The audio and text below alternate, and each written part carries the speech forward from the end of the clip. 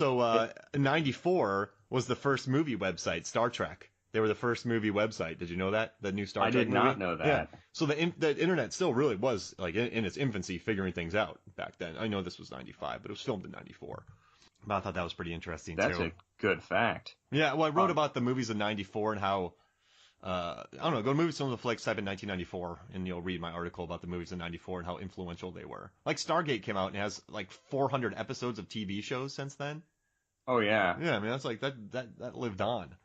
But I hey, assume I assume you talked about Pulp Fiction in there. oh, absolutely. I mean, these movies just, it's kind of wild how influential 90 was. Like, I could make a case for 94 just being one of the most influential years ever.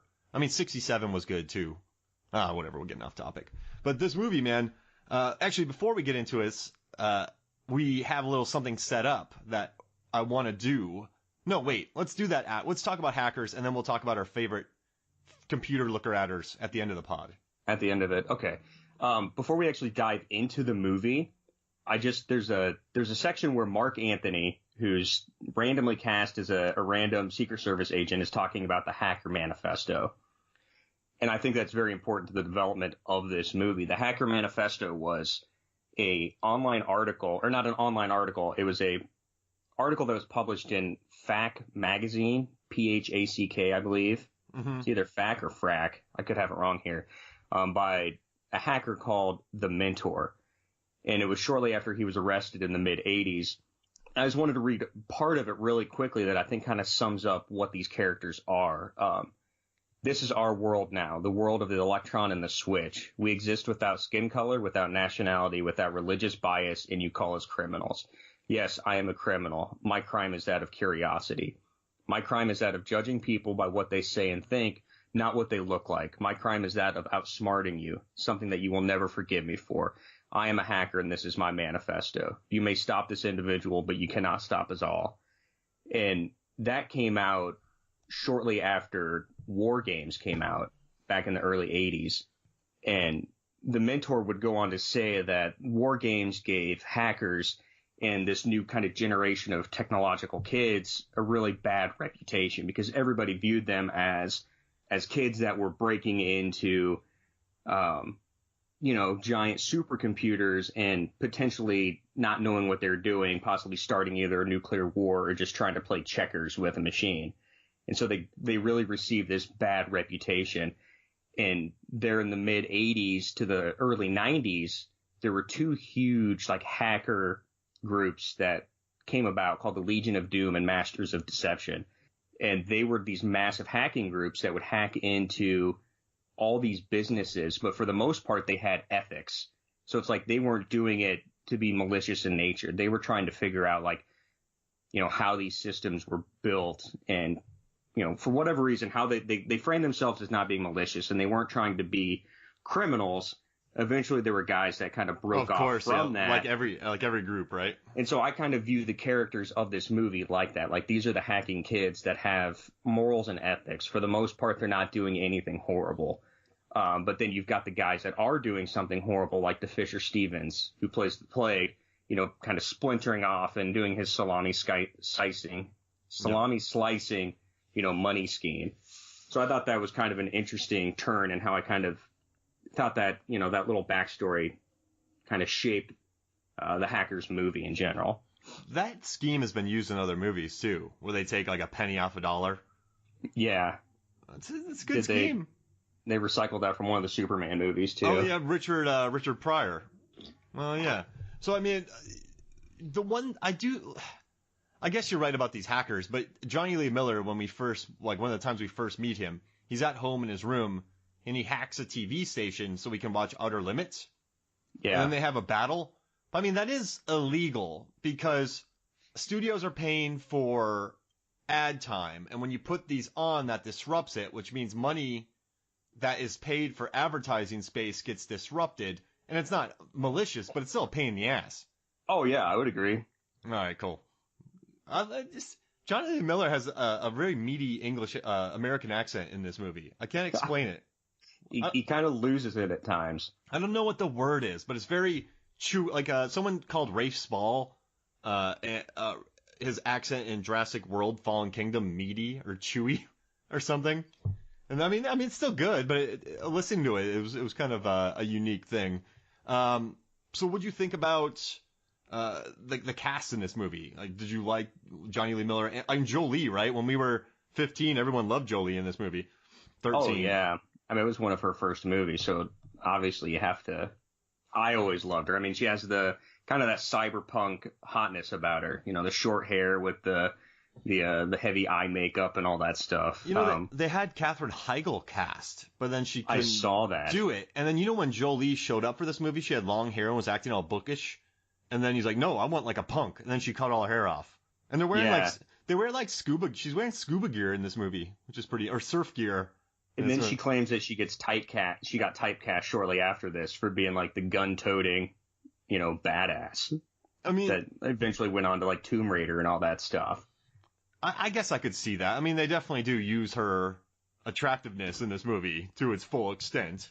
Oh yeah, they do. I like what Ebert said about it. He's like, Jolie, the daughter of Joan Voight, and Miller, the British newcomer, bring a particular quality to their performances as convincing and engaging, and the other kids in the movie are interesting too. Especially a young Latin genius named Freak, played by Renoli Santiago. I saw this movie not long after viewing Dangerous Minds, and was struck by how much more authentic these characters seemed. They're younger, more intense and vulnerable, and more gawky than hunky. I think that's another reason why people really like these movies. In terms of characters too, I've always been a big fan of Johnny Lee Miller, and this is the movie that put, you know, him on the map for me. I would have seen this probably 3 or 4 years after it released, back when it probably came on Encore, way back when. And my sister forced me to watch it, and I've always been a big fan of him and tried to follow what he's been in. But I mean, it's got a great, you know, it's almost got like a great, do you want to call it like a B list of actors? Well, so at the time though, I wouldn't say they weren't, because they were so young, all of them. Like Johnny Lee Miller, Matthew Lillard was coming off a Serial Mom, that was good. So I mean, Fisher Stevens maybe, and then you had Bunk from The Wire in it, which is awesome.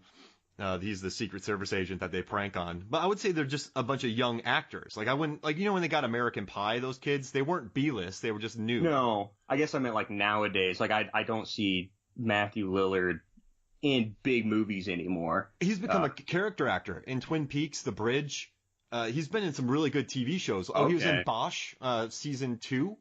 So I think Hollywood finally figured, he's a big dude. He's like 6'4". He is a big guy. And he was really, you know, he's skinny in this movie, but he's filled out. So now he's like an intimidating, like bigger dude as far as an actor. And he's landed a bunch of good roles. Did you see him in The Bridge?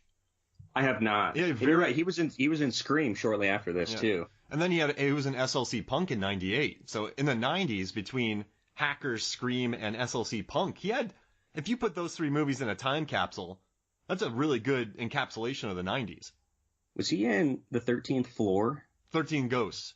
13 Ghost. And he was all right. This is controversial, right? But I thought he was leading man quality in 13 Ghosts. I thought he was really good in that movie. I liked him a lot. But then where do you categorize Scooby-Doo? Oh, okay. Now, those movies made a boatload of money. They did make a lot of money. He was a perfect Shaggy. And I put this up on MFF Facebook, one of my favorite scenes, where in Scooby-Doo 2 Monsters Unleashed, he and Scooby are being chased. They're being chased, and they lock themselves in a room. This is the only part I remember of the movie. Lock themselves in a room. They turn around, and I've told you a story, but this thing goes, "I'm the cotton candy glob." And Scooby and Shaggy are scared at first, but then they smile, and then the cotton candy glob starts cowering like it's in fear, and Scooby and Shaggy eat a monster. I might have to go watch that again. Well, actually, just go to Movies, Films, because it's not that great of a movie, but just go to Movies, Films, and Flicks Facebook page, and I put the clip up today. When we're done with this, you'll be able to watch that clip. Because they eat a cotton candy glob, but the cotton candy glob looks legitimately frightened. So then they killed him. Yeah, they murdered a monster. They literally ate him. Yeah. That's gross. But they went from scared to, we're going to eat this monster. That's great. That's a pretty good moment, dude. Yeah, I'll check that out when we're done here. Hey, so in the beginning, when Johnny Lee Miller's 11-year-old character gets arrested because he hacked something like 1,500 places, there's a lot of FBI and Secret Service running with machine guns to this house. Yeah, there are. And it's all to a great soundtrack. Is that what would happen? I know you're an expert on hacking or hackers getting arrested. I would think so. And first of Oh, all, national I didn't security, realize, right? yeah, I didn't realize Secret Service was in charge of that type of, investigations. But sure enough, they are right. The Secret Service would be leading that type of investigation.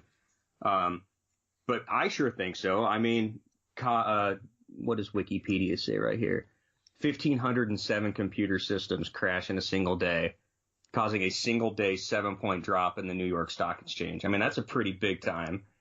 I would call it a felony for you're right. somebody, and especially being in the late 80s. I mean, that's like unheard of back then. You mess with the if you mess with the best, the money. Oh, if you mess with the best. No, if you mess with money in the United States, they're gonna that much money, you're gonna get in trouble.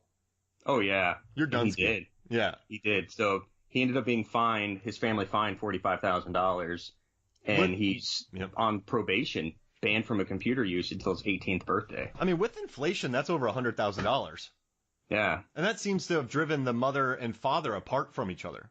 Because they had a nice home with that could break up a family. And they had enough. So for him to be able to do that all right, so they said 7 years later, and this is 95.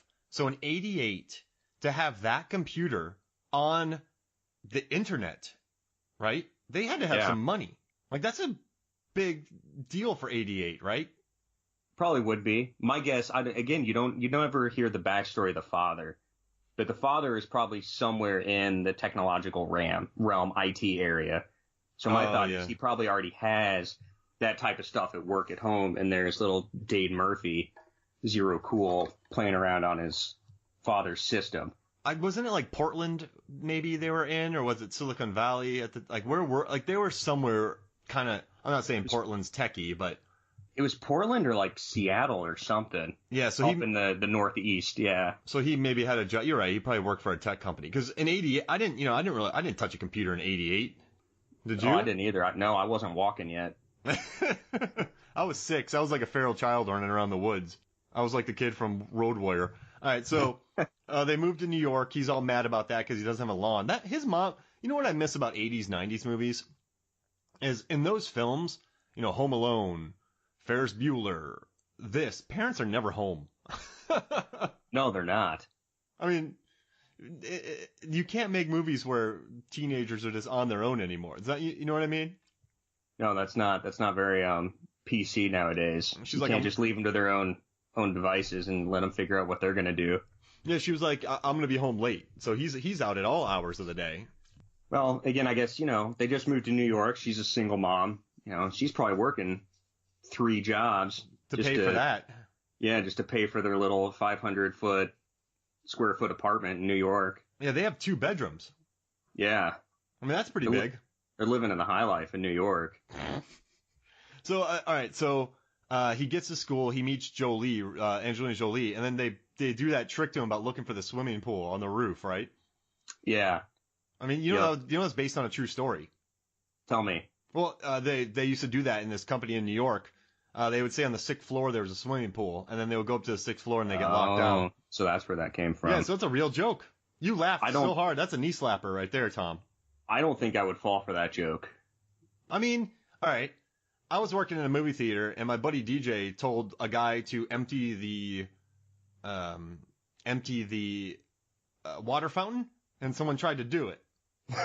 So I think you could get someone to fool people. I think people would fall for it. If someone told me that there was an Olympic-sized swimming pool on the roof of a school, I'd go, no, I don't think so. Because there are hotels with pools on the top, and if you see the Mechanic, there's giant pools. Yeah, where he cuts through the bottom of one. The Mechanic 2. The Mechanic 2, Resurrection. Electric Boogaloo. Where he just murders everybody in that movie. That's a bad movie. I like Statham, but I don't like it when he's basically immortal. And the Rock movies, too. The Rock and him are just becoming... It's good that they're in movies now. Because, I thought Vin Diesel was smart to make himself immortal in The Last Witch Hunter. Because I'm like, it makes sense. Because he would be immortal in any other movie. Now it's explained. Yeah. But The Rock and Statham, you just can't touch them. They're that good. And They're apparently, not immortal. There's just no one else better. apparently could kill 47 police officers in the beginning of Furious 7 and become a good guy in The Fate of the Furious. Yeah, I was kind of always wondering about that. And He Han.